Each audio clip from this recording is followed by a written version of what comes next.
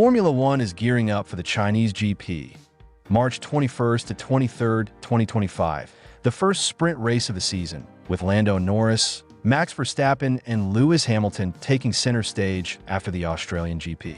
Norris arrives in Shanghai with high confidence after winning the Australian GP with McLaren. "We have a fast car, and I want to win again," said the Briton. His team, which also put Oscar Piastri second in Melbourne, are favorites to dominate again.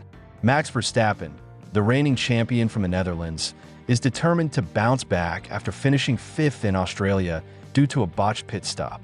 Red Bull has brought a small upgrade to his car, and Verstappen said, "Shanghai is a chance to get back to winning ways." Dutch fans are looking forward to his action on the challenging track. Lewis Hamilton, now with Ferrari, is targeting an improved result after finishing sixth in the opening race.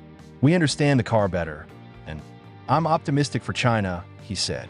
Ferrari is also preparing adjustments to increase speed on the technical Shanghai track. With a sprint race on Saturday and the main race on Sunday, the Chinese GP will test all three drivers. Norris brings momentum, Verstappen chases redemption, and Hamilton looks to make a step forward. The world is waiting to see who will be on the podium in Shanghai. Lewis Hamilton endured a frustrating debut race with Ferrari, finishing only P10 in a chaotic Australian Grand Prix. Struggling to find confidence in the SF25, he admitted that setup changes are needed heading into the next race. "I didn't have any confidence today, unfortunately. I'm going to make some changes next week to the car, to the setup." The seven-time world champion struggled with rear stability and power delivery, nearly losing control multiple times on the wet track. Despite a late gamble by Ferrari on dry tires, the strategy failed, forcing them to pit late and lose positions. It wasn't the braking, it was just rear stability, particularly on power. There were lots of snaps. I was nearly in the wall lots of times. Adjusting to a new race engineer, Riccardo Adami, Hamilton had moments where he requested radio silence to focus on driving.